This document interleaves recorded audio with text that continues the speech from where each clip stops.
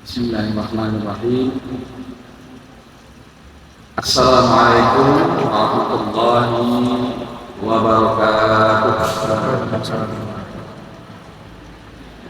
Alhamdulillahirabbil alamin. Wa bihi nasta'in ala umuri dunya waddin. Allahumma inna ala dzikrika wa syukrika wa husni ibadatika. Allahumma innaka afuwun tuhibbul afwa fa'fu anna.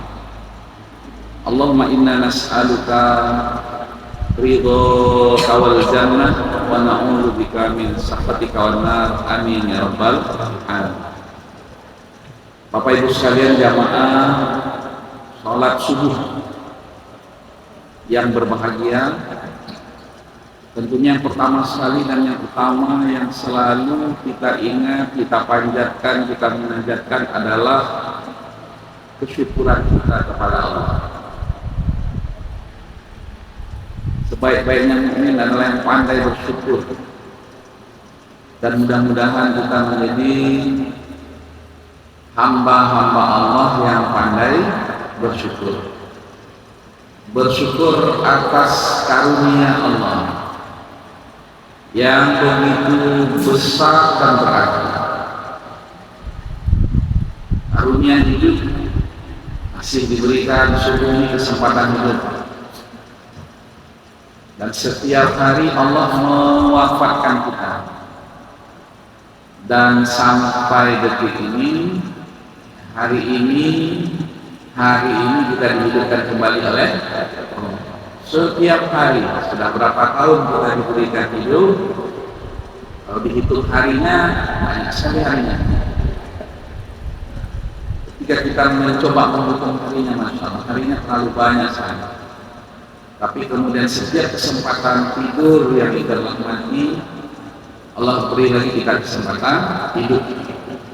Karena itu kita puji Allah, salat puji bagi Allah yang telah menghidupkan setelah mematikan kita. Begitu juga karunia yang berarti bagi kita adalah sehat. Datang melangkahkan kaki ke tempat yang terbaik di permukaan bumi ini, yaitu rumah Allah Subhanahu wa ta'ala. Dan tidak hanya kita sehat lahirnya, tapi batinnya juga sehat, pikirannya juga sehat, sehingga kita tahu kemana langkah kaki kita, kemana pikiran kita ini, dan di mana kita pautkan hati kita. Kata Rasulullah SAW, dari 7 golongan yang mendapat perlindungan nanti di hari kiamat, tidak ada perlindungan kecuali perlindungan Allah. Nah, di antara 7 golongan itu adalah orang yang hatinya terpaut dengan masjid. Ya. Seseorang yang hatinya terpaut dengan masjid. Masya Allah. Mudah-mudahan ya, dengan hadirnya kita di masjid ini sebagai sebuah karunia dari Allah agar hati kita selalu terpaut dengan masjid, dan mudah-mudahan telah mendapat perlindungan Allah Subhanahu wa ta'ala. Amin. Sehingga tidak hanya kesehatan lahir batin, tapi juga ketaatan kita kepada Allah. Karena itu tempat-tempat yang disunahkan oleh Rasulullah SAW untuk kita datangi adalah rumah Allah. Kemudian majelis-majelis yang disunahkan ya untuk dihadiri adalah majelis-majelis ilmu, ya, majelis-majelis zikir. Maka yang sangat berarti, berharga, bernilai, dan inilah orang-orang yang nilainya tinggi, insyaallah. Amin ya rabbal alamin. Dan kita tidak hanya ingin sekedar menjalankan ketaatan, menjadi orang-orang yang taat, tapi kita ingin juga terdepan dalam ketaatan. Jadi tidak hanya kita menjadi orang-orang yang taat, tapi terdepan dalam ketaatan. Mudah-mudahan kehadiran kita di sini menjadi contoh ya keterdepanan kita dalam ketaatan kepada Allah, khususnya dalam sholat subuh dan majelis zikir serta majelis ilmu. Amin ya rabbal alamin. Target kita apa? Kenapa kita ingin hadir di sini? Ya, di waktu yang enaknya berselimut. Ya, apalagi kalau tadi malam bermalam minggu. Wah, enaknya pagi ini jogging. Dan insya Allah sebentar lagi kita juga jogging. Rasanya dari rumah tadi kita juga jogging. Ya, ada yang berjalan kaki di sini, ada, ya kan? Jadi jogging juga. Minimal ketika kendaraan ya diparkirkan yang memakai kendaraan ke atas ini juga jogging. Naik tingkat. Kalau seumur kita ini naik tingkatnya sudah ya olahraga yang luar biasa. Nah ini untuk sebuah tujuan yang sangat mulia, yaitu apa? Menjadi teladan dalam ketaatan. Dalam soal An-An'am Allah katakan wa ana awwalul muslimin. Jadi tidak sekedar kita ini menjadi seorang muslim yang baik, ya, tetapi kita menjadi yang terdepan. Dan itu Allah ungkapkan dalam surat Fatir. Ya, dari paling tidak ada tiga tingkat. Ya, orang-orang Islam yang pertama adalah orang yang masih dengan maksiat, masih suka berdosa. Ya, kadang dia bertaubat, kembali ke jalan Allah. Yang pertama, zalimun li nafsi, dia masih ya suka berlaku zalim. Kemudian yang kedua kata Allah, tingkat yang di atasnya, wa minhum muqtasid. Ya, dia menjalankan perintah Allah, menjauhi larangan Allah, beramal ma'ruf nahi munkar, ya, istiqomah dengan ketaatannya, tapi biasa-biasa aja. Ini pasif.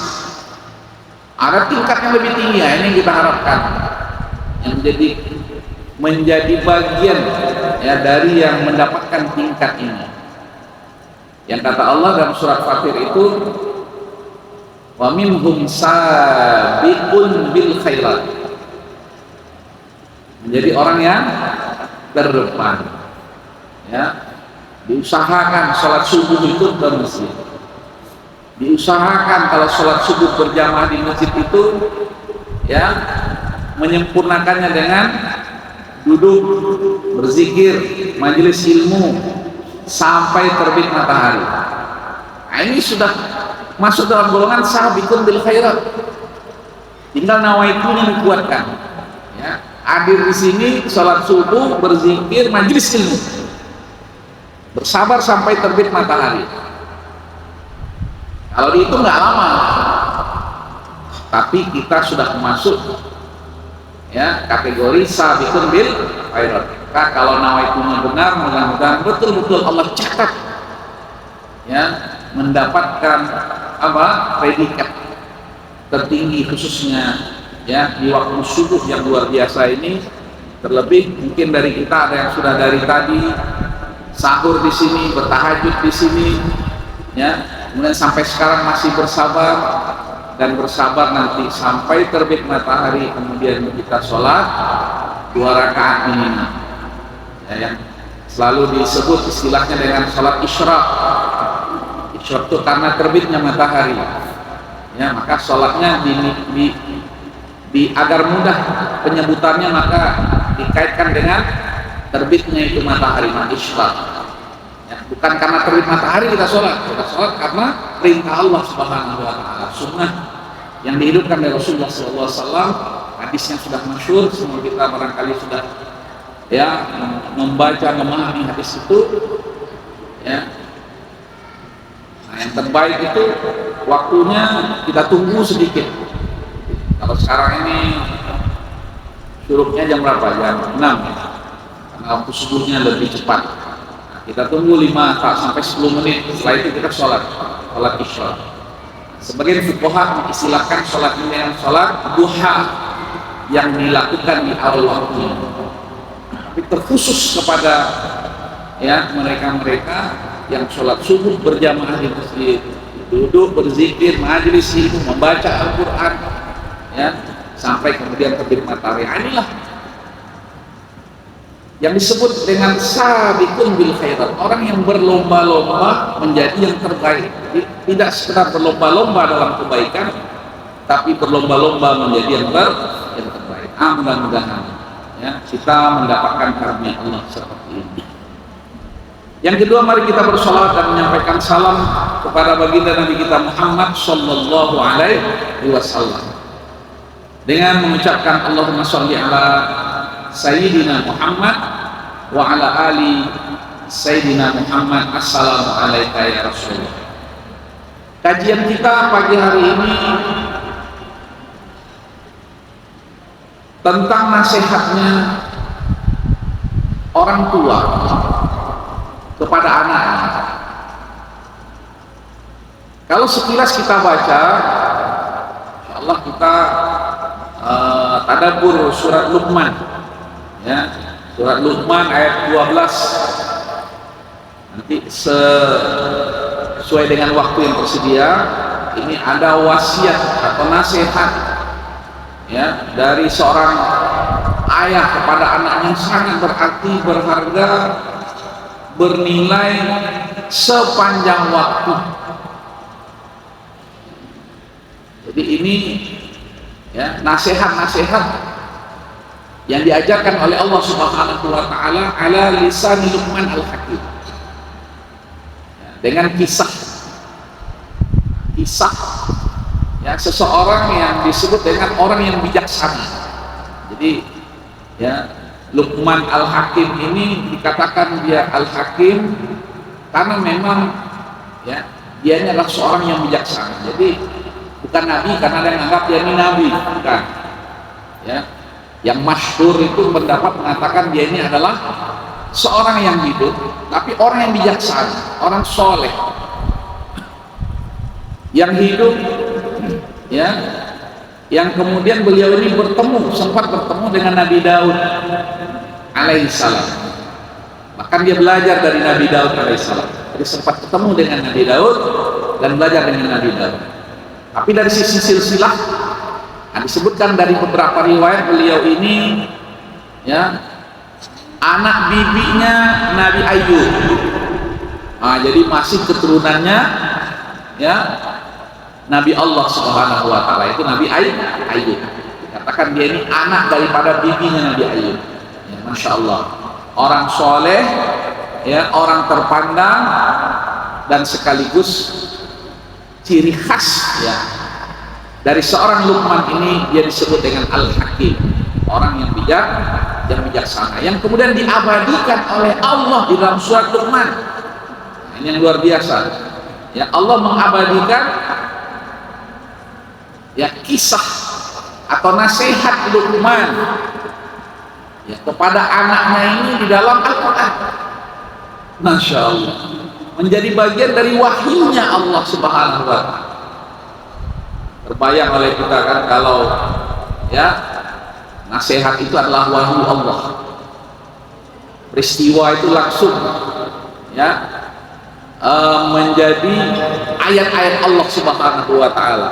Wah, pasti itu sesuatu yang berharga, pasti itu sesuatu yang penting, pasti itu sesuatu yang memberikan arti, ya, dalam kehidupan kita. Bahkan sesuatu yang luar biasa dalam kisah Luqman ini, Allah langsung menyebut nama orangnya. Jadi Allah menyebut nama orangnya, ya, ketika Allah mengatakan apa dalam surat Luqman ini, walaqad ataina Luqmanal hikmata, nama disebut, itu penting, itu berarti. Dan ulama mengatakan lafzul intizar, lafzul anzar, membuat orang, kalau bapak misalnya namanya Muhammad, panggil Pak Muhammad, tenang, ya, perhatian. Yang Pak Ali misalnya, Ustaz, belum tahu namanya kita karena jarang ketemu misalnya, kita sebut nama beliau, ya pasti ini akan lafzul anzar, akan apa namanya, intibah, akan menjadi perhatian. Maka Allah ingin menyampaikan pesan penting dengan menyebut nama seseorang yang kemudian orang ini ciri khasnya adalah bijaksana. Mencari orang bijaksana susah hari ini. Ya, jangankan mencari orang bijaksana, Ustaz, mencari orang benar aja susah hari ini. Iya enggak? Yang di sini kira-kira insya Allah orang benar, insya Allah, Ustaz. Makanya kami datang ke sini, Ustaz. Ya, datang ke masjid ini lain perjuangannya dengan datang ke masjid-masjid biasa. Ya, masya Allah. Ada yang paling jauh di sini. Dari mana begitu? Ada? Dari daerah sini ya, rata-rata kita. Tapi kalau diukur-ukur dengan masjid-masjid yang biasa di tempat kita tinggal ini, termasuk perjuangan datang ke sini. Naiklah tangga kan, walaupun masjidnya besar, ya kan? Tapi ini perjalanannya luar biasa. Nah ini Allah sebut seorang yang tidak hanya benar, dalam kata lain tidak hanya kenal halal dan haram, tapi orang yang bijaksana. Ya. Nah, jadi orang yang bijaksana ini berat, ya, karena bijaksana ini ya, di atas daripada apa? Orang yang memahami halal dan haram, atau misalnya baik dalam perkataan, ya, baik dalam perbuatan. Kalau ini pantas dalam perkataan, pantas dalam perbuatannya, ini disebut dengan ya ahlul hikmah. Hanya Allah kalau sudah berbicara tentang hikmah, ya, seperti dalam surah Al-Baqarah misalnya, maka Allah mengatakan, ya, kalau orang itu sudah diberikan hikmah kepada dia, ya, sikap bijaksana, maka kemudian Allah mengatakan dia ini sebenarnya sudah diberikan kebaikan yang banyak. Wa may yu'tal hikmata faqad utiya khairan katsira. Maka orang seperti itu sudah, ya, Allah kasih kebaikan yang banyak. Nah, itulah kemudian menjadi inspirasi dari pendiri bangsa ini yang mayoritas beragama Islam ini untuk meletakkan dasar dari kehidupan berbangsa bernegara kita, ada kata-kata hikmah di situ. Masya Allah, ya. Apalagi hikmah dalam kehidupan, ya, berkaitan dengan orang lain. Dalam kehidupan kita bersangkutan dengan makhluk lain. Masya Allah, ya, ini sesuatu yang luar biasa, dan Allah langsung, ya, menyebut nama orangnya dan menyebut karakternya. Nama orangnya Luqman, karakternya yang menonjol dari dia adalah Al-Hakim. Masya Allah, ya, ini luar biasa. Yang kemudian Allah katakan, walaqad ataina Luqmanal hikmata, kami telah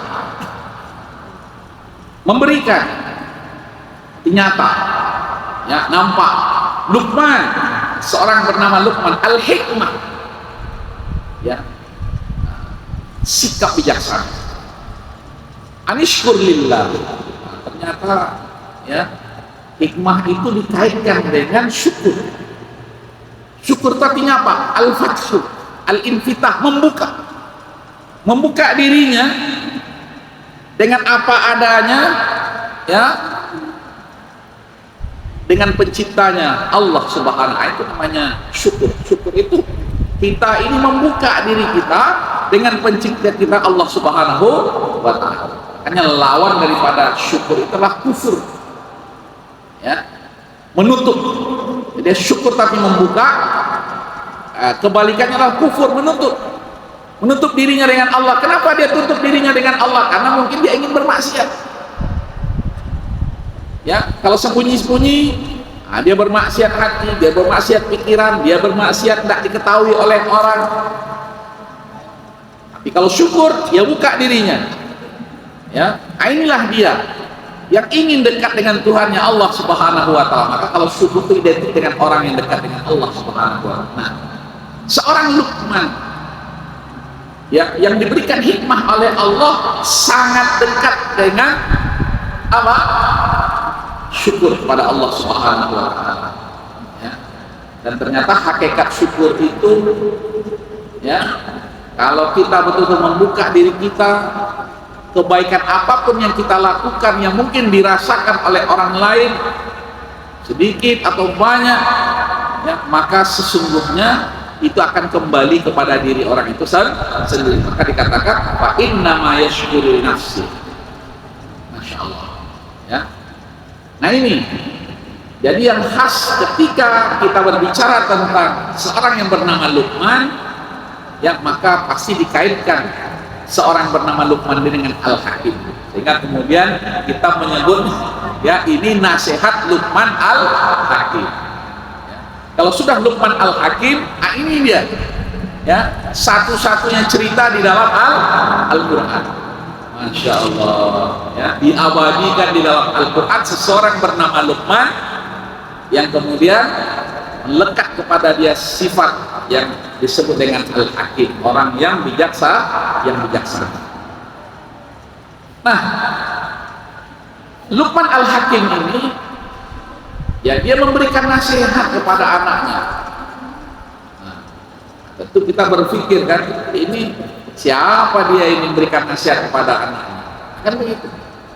Maka yang perlu kita tinjau ini, dia ini berarti kalau dia memberikan nasihat kepada anaknya adalah dia seorang ayah. Kalau yang namanya ayah ini, Masya Allah, ya, adalah kepala keluarga, orang yang paling dekat dengan kita, ayah kita, orang tua kita. Sebagaimana kita dekat dengan ibu kita, maka ayah adalah orang paling dekat. Justru keberadaan kita ini sebagai sebuah sunnah dari Allah karena adanya ayah dan ibu kita.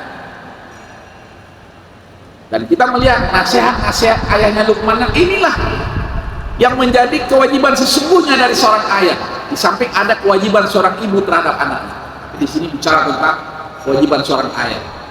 Yang terkadang kewajiban ini juga diperankan oleh ibu, ya, tapi tidak sedahsyat yang memang yang diperankan oleh ayah.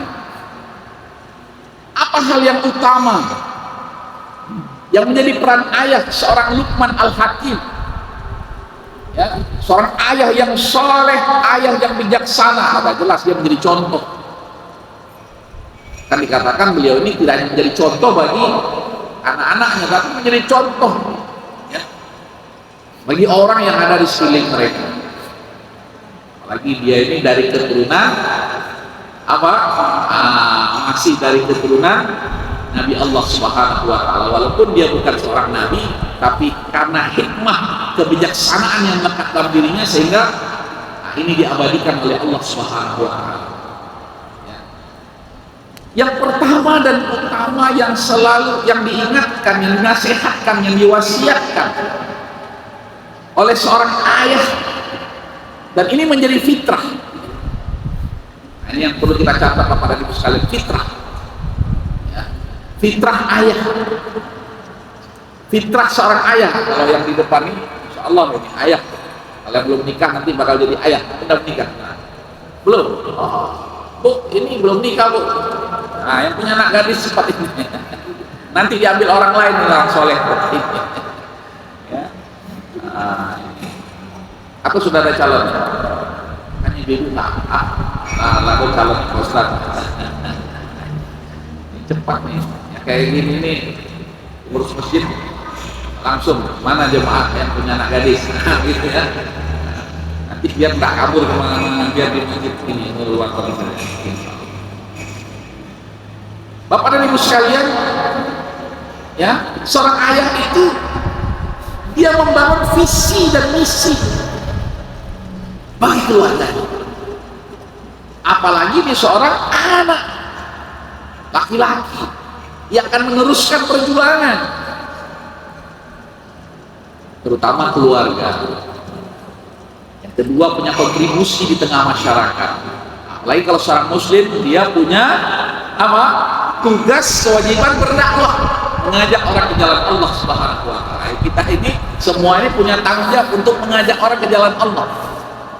Maka nasihat yang pertama dan utama yang mengingatkan orang tua, ya, adalah kepada visi dan misi kehidupan. Nah, inilah yang luar biasa dari seorang yang bernama Luqman, yang kemudian dia disifati dengan Al-Hakim itu, dia mengingatkan tentang visi misi kehidupan. Visi misi inilah Bapak dan Ibu yang membuat orang itu hidup dalam kehidupan, yang membuat orang itu selalu semangat dalam hidup, membuat orang itu nggak ada cerita berputus asa dalam hidup. Kenapa? Terbangun visi dan misi. Maka kalau kita lihat orang-orang berputus asa karena nggak jelas visi misi, orang-orang gampang apa namanya itu, ya pesimis karena nggak jelas visi dan misi. Nah, inilah yang diwasiatkan yang pertama, yang utama oleh Luqman Al-Hakim kepada anaknya. Wa idz qala Luqman li banihi, dia menasihati anaknya, wa huwa ya'izuhu ya bunayya la tusyrik billah, jangan mensekutukan Allah. Ternyata dalam perjalanan kehidupan manusia sampai hari ini, jadi tidak hanya sampai masanya Luqman Al-Hakim, tidak hanya sampai masanya Rasulullah, tapi sampai hari ini, dan Al-Quran menyatakan sampai hari kiamat, tidak ada kekuatan yang lebih dahsyat, yang abadi kecuali keimanan mentauhidkan Allah Subhanahu wa Ta'ala. Maka di sini langsung ditegaskan oleh Luqman Al-Hakim kepada anaknya, jangan sekali-kali engkau mensekutukan Allah. Krisis hari ini itu, Pak. Krisis hari ini itu, ibu-ibu sekalian. Krisis keimanan.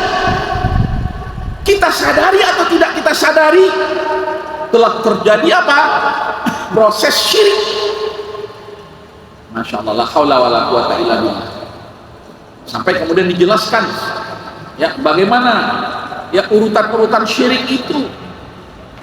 Karena apa? Penting kita mempelajari tentang syirik itu. Ya, apalagi mensejajarkan Allah ya dengan makhluk-makhluk. Yang lebih dahsyat lagi, mendahulukan makhluk dari Allah Subhanahu wa Ta'ala. Itu yang dilakukan oleh Fir'aun. Itu yang dibuat oleh Qarun. Maka Fir'aun, Qarun menjadi pelajaran yang sangat penting bagi kita. Baik yang mungkin jadi kepala keluarga minimal, apalagi menjadi penguasa. Qarun juga menjadi pelajaran bagi kita, ya terutama yang memiliki harta. Ya, ini tidak lagi syirik, tapi mendahulukan selain Allah, mendahulukan dirinya dari Allah, mendahulukan hartanya dari Allah. Fir'aun, Qarun. Selesai. Ya, itu menjadi pelajaran bagi kita. Makanya kemudian Luqman mengatakan ya kepada anaknya, wasiat dia kepada anaknya, jangan sekali-kali mensekutukan Allah, mensejajarkan Allah dengan yang lain, apalagi mendahulukan yang lain daripada Allah. Kalau sudah mendahulukan yang lain dengan Allah itu sudah ya apa namanya, kufur ya. Sementara mensekutukan Allah saja dengan selain Allah, beliau mengatakan kepada anaknya, inna syirka la zulmun azim, azamul jara'im. Jadi tingkat kriminal yang paling tinggi itu adalah mensekutukan Allah. Membunuh kriminal, berzina, ya mencuri. Tetapi mensekutukan Allah azamul jara'im. Maka kemudian Luqman Al-Hakim menasihati anaknya, ya jangan sekali-kali mensejajarkan Allah dengan selain Allah, karena itu adalah kezaliman yang besar, zulm. Dan Rasulullah SAW menjelaskan bahwasanya kezaliman itu, kata Rasulullah, zulumatun yaumil qiyamah. Kezaliman itu adalah kegelapan. Jadi kezaliman itu identik dengan kegelapan. Ya, dan dari dasar bahasa yang sama, Rasulullah katakan kezaliman itu ya adalah kegelapan nanti di hari kiamat. Kalau sudah gelap dari kiamat, apa lagi yang kita harapkan dari kehidupan akhirat kita? Nggak ada habis. Dan kita tidak mungkin menyesal nanti. Kita nggak kebayang bagaimana kita berputus asa ketika kita nanti na'udzubillah ya disengsarakan di hari kiamat oleh Allah, karena kita termasuk orang yang percaya tentang adanya hari kiamat. Dan kezaliman yang luar biasa hari ini adalah bagaimana membuat orang tidak percaya kepada hari kiamat. Nah, diciptakanlah, direkayasalah bagaimana cinta kepada materi, cinta kepada jabatan, cinta kepada dunia. Yang benar Rasulullah mengatakan itulah ya yang menyebabkan umat ini nggak ada artinya, nggak ada nilainya ketika umat ini mereka banyak tapi kemudian mereka mencintai dunia dan takut mati. La haula wala quwwata illa billah. Maka Luqman menasihati anak, jangan sampai mensekutukan Allah. Ternyata bagian dari syirik itu apa? Disebut oleh Rasulullah SAW. Orang yang di dalam hatinya dia melakukan kebaikan bukan karena Allah, tapi karena ingin dilihat oleh manusia. Masya Allah. Yang kemudian disebut dengan riya, ya. Dan riya termasuk kategori syirik. Kalau sering riya ini masalah kan? Walaupun dia kategori syirik asyirkul asghar, tetapi yang jadi masalah kalau ini menjadi kebiasaan. La haula wala quwwata illa billah. Memang bedanya tipis, Pak. Ya. Contoh orang berinfak. Di Al-Quran dikatakan berinfaklah terang-terangan maupun sembunyi, kan sirran wa alaniyah. Secara sembunyi-sembunyi boleh berinfak, terang-terangan boleh berinfak. Tapi niat menentukan ya, apakah dia ini betul-betul bersedekah, mau sembunyi-sembunyi terang-terangan karena Allah atau karena selain Allah Subhanahu wa ta'ala. Maka ini yang menjadi nasihat yang utama dari seorang ayah yang membangun visi peradaban bagi anak-anaknya yang menjadi kehidupan spiritual anaknya. Dan kita butuh kehidupan spiritual itu, karena kehidupan spiritual itu Bapak dan Ibu sekalian yang membuat kita ini berubah. Yang tadinya tidak semangat jadi semangat karena kehidupan spiritual. Yang tadinya ya, biasa-biasa aja menjadi kemudian luar biasa. Yang tadinya menjadi ayah yang biasa-biasa aja, ibu yang biasa, menjadi ayah ibu yang istimewa di depan anak-anaknya. Yang tadinya anaknya biasa-biasa menjadi anak yang luar biasa. Karena apa? Karena kehidupan spiritual. Kehidupan spiritual dibangun dengan membangun visi dan misi. Yaitu apa? Jangan sekali-kali mensekutukan Allah. Artinya ya, tauhidkan, esakan Allah kapan saja, di mana saja. Dan saya katakan inilah yang menjadi krisis.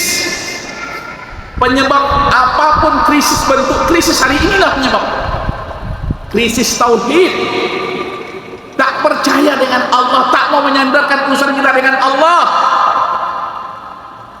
Kadang kita ini, mohon maaf ini, kita buat, wah di perusahaan saya udah hebat Ustaz, sistemnya Ustaz, sistem informasi manajemen, SOP karyawan, wah keren-keren, makanya perusahaan saya menjadi besar Ustaz. Ada sedikit pun kemudian mengatakan dengan izin Allah akan melakukan kegiatan-kegiatan ini dengan SOP begini, insya Allah tak dilakukan. Itu langsung ditegur oleh Allah dalam Al-Quran surah Al-Kahfi, wala taqulanna li syai'in inni fa'ilun dzalika ghadan. Jangan sekali-kali kamu mengandalkan dirimu dan tidak menyandarkan ikhtiarmu dengan Allah Subhanahu wa ta'ala. Itu ditegur oleh Allah Subhanahu wa ta'ala, dan bisa jatuh kepada kemusyrikan karena mengandalkan diri sendiri. Loh, kita ini siapa? Yang memiliki langit dan bumi ini siapa? Jangankan harta kita, jangankan kegiatan kita, kehidupan kita, ya, kehidupan alam semesta ini milik Allah Subhanahu wa ta'ala. Ini yang kadang dilupakan. Maka Luqman yang memberikan nasihat yang sangat berharga kepada anaknya tentunya menjadi bagian dari nasihat kita kepada anak kita.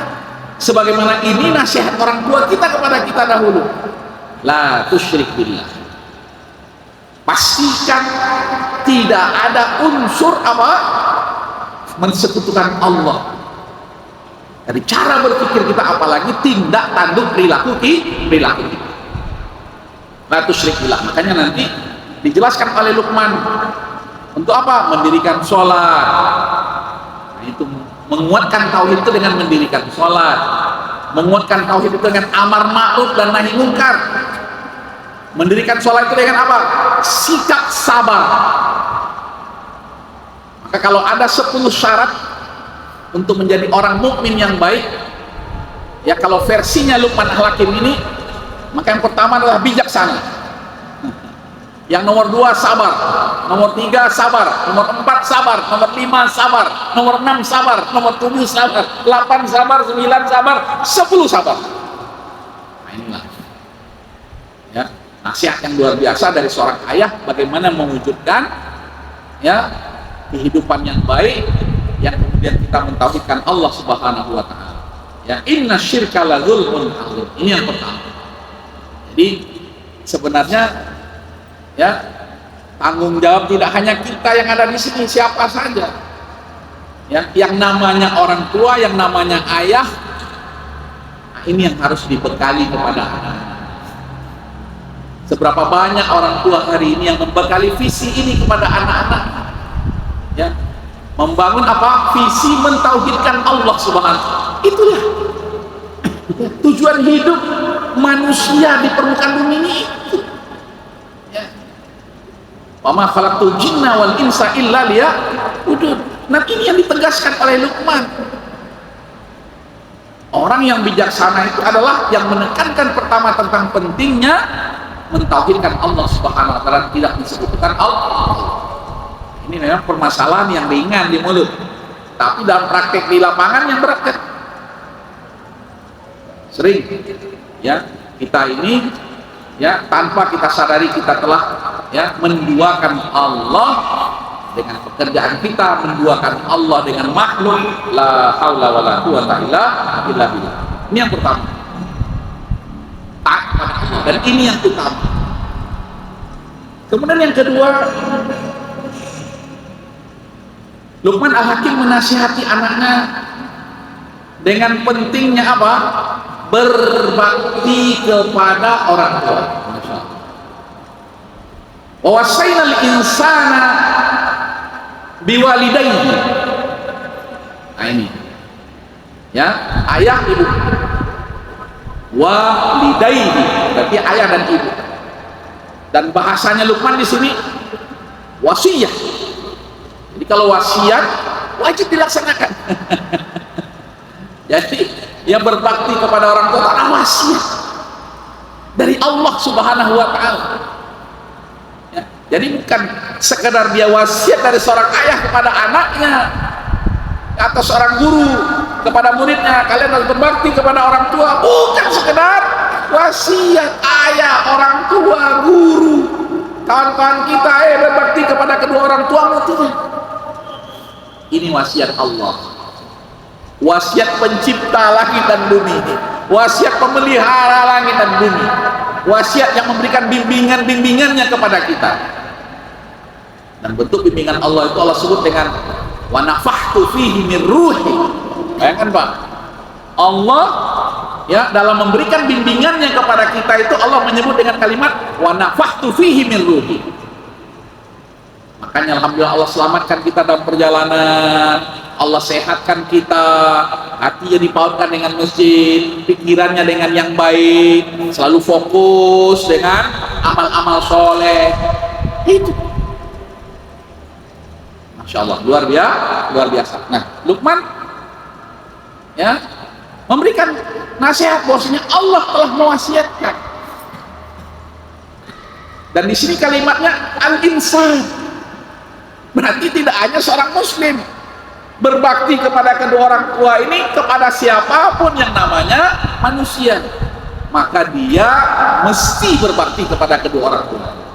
Jadi ini wasiat Allah kepada manusia, apalagi kepada apa namanya orang tua ya, apalagi bagi seorang muslim ya, ini kepada seluruh manusia untuk apa? Berbakti kepada kedua orang tua. Dan yang luar biasa di sini Allah spesialkan wasiat berbakti kedua orang tua ini dengan menggambarkan bagaimana susahnya emaknya dalam mengandung anak. Ini luar biasa, dibayangkan oleh Allah ya. Karena kita ini kan, mohon maaf, lupa dengan orang tua ini. Kenapa? Lupa bagaimana susahnya orang tua mengandung kita. Maka Allah langsung ingatkan ya, seolah-olah Allah itu menegur kita, mengarahkan kita, kamu berbakti pada dua orang tua, ingat bagaimana ibu mengandungmu. Sampai kemudian Allah sebutkan bagaimana mengandungnya orang tua itu ya.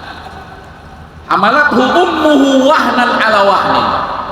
Ini kita tanya langsung kepada ibu-ibu ini ya, kepada mak-mak kita ini, seperti apa mak dulu mengandung aku ya. Hamalathu ummuhu wahnan ala wahnin, nggak bisa dibayangkan.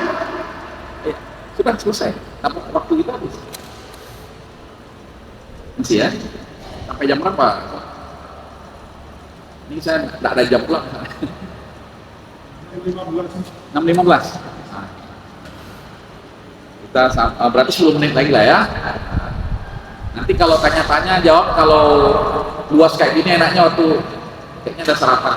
Nah, waktu sarapannya kita tanya jawab nanti ya. Ada tanya jawab. Tapi ini insya Allah suatu untuk menguatkan saja. Saya yakin Bapak dan Ibu sudah sering yang mendengarkan nasihat ini. Ini penguatan, atau ada sisi-sisi yang ya perlu kita kuatkan. Ya. Jadi sesungguhnya wasiat berbakti kepada kedua orang tua ini adalah wasiat Allah. Walaupun Luqman yang mewasiatkan kepada anaknya. Dan yang spesial itu dibayangkan bagaimana susahnya orang tua kita mengandung kita. Kita luka sedikit aja, bagaimana ini mengandung minimal berapa? 9 bulan ya, 10 hari yang normalnya 9 bulan 10 hari ya. Tapi ada yang sampai apa? Ada yang sampai lebih dari setahun. Dan hari ini saya masih melihat ya, di beberapa kampung ketika saya masuk kampung-kampung tuh, ini anak nih Ustaz, ini di dalam kandungan saya ini 1,5 tahun, rupanya masih ada. Dianggap sehat, yakin maknya. Inilah kekuatan makku ya. Tidak ada perisa-perisa dokter, dah yakin belum keluar, dah 9 bulan 10 hari belum keluar, 10 bulan tidak keluar, 11 bulan tidak keluar, 15 bulan belum juga keluar lagi, 17 bulan baru keluar. Masya Allah ya. Ternyata Al-Quran menjelaskan ya, menjelaskan tentang bagaimana susahnya emak ini dalam mengandung anak. Dan sampai hari ini kesusahan itu ada ya Bu ya. Oh beda Ustaz, kami yang modern ini tidak susah lagi ngandung. Saya yakin tidak ada yang katakan tidak susah ngandung. Artis-artis yang kadang-kadang mohon maaf, dia ya tetap mereka merasakan kesusahan dalam mengandung itu. Hamalathu ummuhu wahnan ala wahnin. Inilah ya keajaiban Al-Quran itu, mukjizatnya Al-Quran itu yang menjelaskan itu sebelum ilmu pengetahuan lahir. Tapi begitu lahir ilmu pengetahuan, tetap ternyata memang kesusahan itu dirasakan oleh ibu-ibu kita. Allahu Akbar. Wahnan ala wahnin wa fisaluhu fi amaini ya, sampai kemudian usia menyusui. Itu kondisi susah. Maka ada apa namanya, nifas di situ kan ya. Dan banyak kejadian apa, demam ya, demam setelah melahirkan. Nah, itu dikenal dalam dunia kedokteran itu ya. Kalau dulu ada salah seorang ustaz kita ya, habis melahirkan anaknya yang kedua, nah, istrinya demam, ternyata luar biasa sampai kemudian Allah ya, qadarullah meninggal ya. Sementara anaknya semestinya mendapatkan perhatian ibu. Disebut dengan huma nifas, demam karena nifasnya. Itu perjalanan luar biasa ya. Nah ini sampai kemudian ditemukan apa namanya dalam dunia modern, tapi tetap saja yang namanya kesulitan, kesusahan orang tua itu hadir ya. Karena itu Allah mengingatkan, tengok ibumu, bagaimana kamu merasakan ibumu susah dalam mengandung. Amalathu ummuhu wahnan ala wahni wa fisalu fi amaini anishkurli wa liwalidayka. Jadi Allah tekankan penting apa? Pentingnya bersyukur kepada Allah yang telah memberikan wasiat untuk berbakti kepada kedua orang tua itu, ya, apalagi ibu. Makanya dalam Melayu itu dikatakan, ya, kalau ibu ini, ya, tidak pandai merawat anaknya, maaf, dalam dunia Melayu, ibu ini tidak pandai merawat anaknya, maka anaknya menjadi durhaka. Kalau ayahnya nggak pandai mendidik anaknya, celaka. Dalam dunia Melayu, ya, di pepatah Melayu. Nah, begitu juga orang sekampungnya. Nah, jadi anaknya akan menjadi hanyut. Katakan dalam pepatah Melayu itu, ya, akan hanyut anak ini kalau orang sekampung nggak peduli terhadap perkembangan anak. Tapi yang pertama adalah ibu dan bapak. Maka penting bersyukur, ini wasiat dari Allah, sehingga kita orang tua betul-betul mendidik anak kita, dan anak kita, ya, menjadi anak yang berbakti.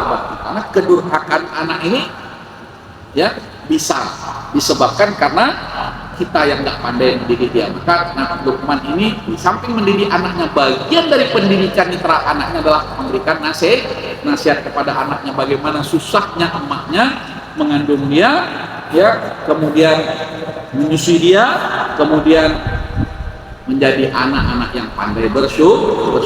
Anishkurli wa liwalidayka ilayyal masir. Semua kita ini, ibu kita kembali kepada Allah, ayah kita dipanggil oleh Allah, dan kita suatu saat juga akan berjumpa dengan Allah Subhanahu wa ta'ala.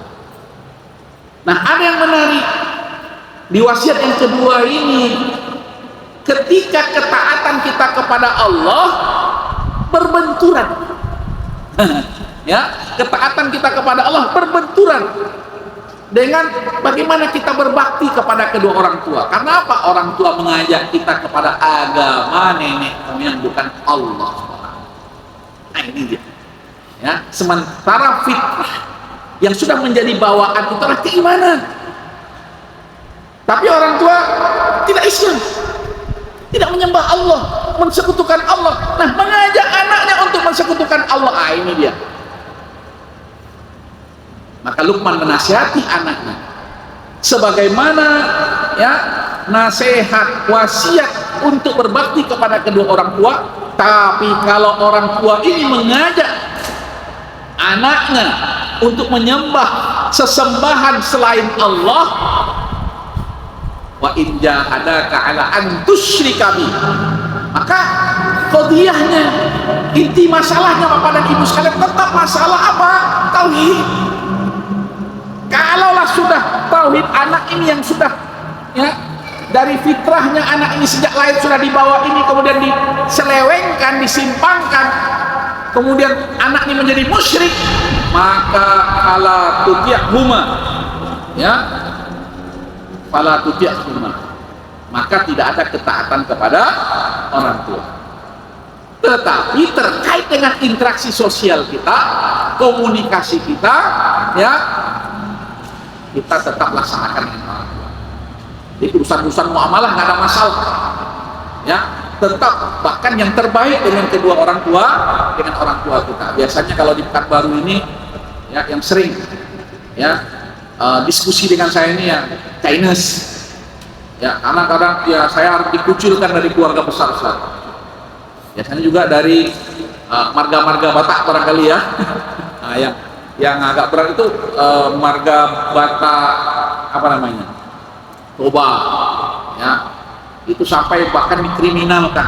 Masya Allah, saya nggak tahu itu orang tua kok bisa tega mengkriminalkan anaknya gara-gara anaknya masuk Islam. Tapi kalau selain Islam terserahlah. Nah, ini yang aneh juga, ya. Sebenarnya ini bukan suatu keanehan, tapi ini akan kita carikan solusinya. Kadang saya kalau kenal dengan, ya, orang tuanya, kenal dengan saudara-saudaranya, karena kita juga banyak kenal lintas agama, itu kan keyakinan itu adalah hak orang, dan sebenarnya itu adalah fitrah. Ya, orang yang kalau udah mengikuti fitrahnya itu, dia nggak mau mensekutukan Tuhannya. Sementara persekutuan itu terjadi di keyakinan tertentu. Jadi wajar kalau ketika anak mencari jalan kebenaran. Ini kadang kita diskusi-diskusi seperti itu, ya. Tapi ya kadang keluarga besar nggak menginginkan itu. Yang lucunya ayat itu kalau masuk Islam. La haula wala quwwata illa billah. Maka di sini dipertegas oleh Luqman, ya, tidak ada taat kepada orang tua terkait dengan akidah. Tapi soal ya muamalah sehari-hari tetap, ya, orang tua setelah Allah Subhanahu wa taala. Barangkali ini mungkin yang menjadi akhir, ya, dari dari nasihat. Dan kalau nanti ada waktu lagi, insyaallah, ya, insyaallah kalau ada waktu lagi, mudah-mudahan nanti kita lanjutkan, ya, karena ini sangat berkaitan sepanjang zaman. Masalah kita dari waktu ke waktu itu masalah apa? Masalah tauhid Allah Subhanahu wa taala, masalah keimanan, ya. Masalah-masalah yang lain itu sebenarnya karena apa? Ada masalah di keimanan kita, sehingga nanti bermasalah di ekonomi, bermasalah nanti urusan-urusan keluarga, bermasalah nanti karena masalah di keimanan, ya. Maka kita mesti luruskan pemahaman kita, ya, soal keimanan ini. Dan inilah hal yang sangat berharga dari seorang Luqman Al-Hakim, ya. Sebagai penutup, kenapa kemudian Allah mengisahkan kisah Luqman Al-Hakim, ya, yang seorang ayah menasihati anaknya? Karena menjadi bagian dari sebab turunnya ayat ini, ya, ada orang-orang yang menolak kerasulannya Rasulullah SAW, menolak Al-Quran yang diwahyukan kepada Rasulullah, ya. Jadi mereka menolak wahyu yang diturunkan kepada Rasulullah SAW. Nah, kemudian Allah punya cara yang luar biasa, dikisahkanlah, ya, kisah Luqman. Bosnya masalah yang utama, ya, bahkan itu menjadi nasihat seorang orang tua, seorang Luqman, apalagi dikatakan Luqman ini juga dari Bani Israel, ya kan? Maka masalah yang utama adalah masalah keimanan. Sehingga diingatkan, ya, kalau mungkin dia belum bisa percaya kepada Nabi Muhammad SAW karena dianggap tidak dari Bani Israel, ya, dia tolak ini Al-Quran, tapi seseorang tidak bisa menolak nasihat orang tua kepada anaknya. Jadi ada namanya pendekatan kultural, pendekatan nasab, pendekatan darah, ya, dan tidak ada yang lebih kuat ikatannya kecuali ikatan keluarga. Maka di sini Allah kisahkan bagaimana seorang ayah menasihati anaknya, ya. Kalau dia masih menolak Muhammad, tapi bagaimana kita menolak orang tua kita? Maka kemudian, ya, Allah mengisahkan kisah Luqman bagaimana nasihat yang utama dari seorang ayah kepada anak adalah memastikan akidah anaknya, meyakinkan, ya, keyakinan yang sebenarnya kepada anaknya, dan tidak mensekutukan Tuhannya dengan apapun, dengan siapapun dari makhluk Allah Subhanahu wa taala. Ini saja, ya, lebih kurangnya saya mohon dimaafkan. Wassalamualaikum warahmatullahi wabarakatuh.